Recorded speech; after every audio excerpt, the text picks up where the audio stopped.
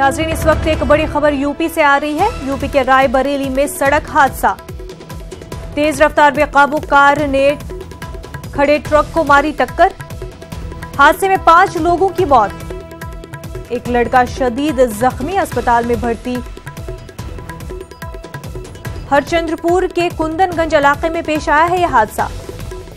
नाज़रीन, आपको बता दें कि यूपी के रायबरेली में सड़क हादसा पेश आया है।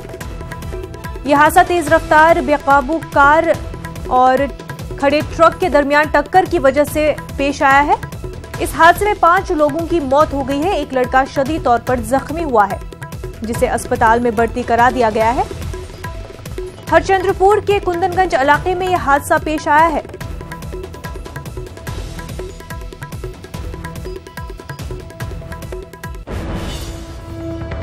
नाजरीन, इस वक्त की एक और बड़ी खबर। 3 तलाक बिल पास न होने पर मुस्लिम पर्सनल लॉ बोर्ड का रद्द-ए-अमल।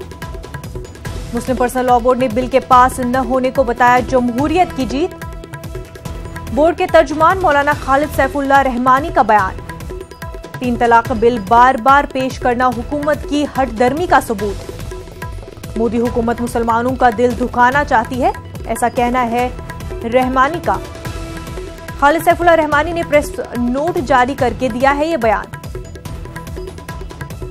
नाज़रीन, आपको बता दें, 3 तलाक बिल पास न होने पर मुस्लिम पर्सनल लॉ बोर्ड का रद्द-ए-अमल सामने आया है।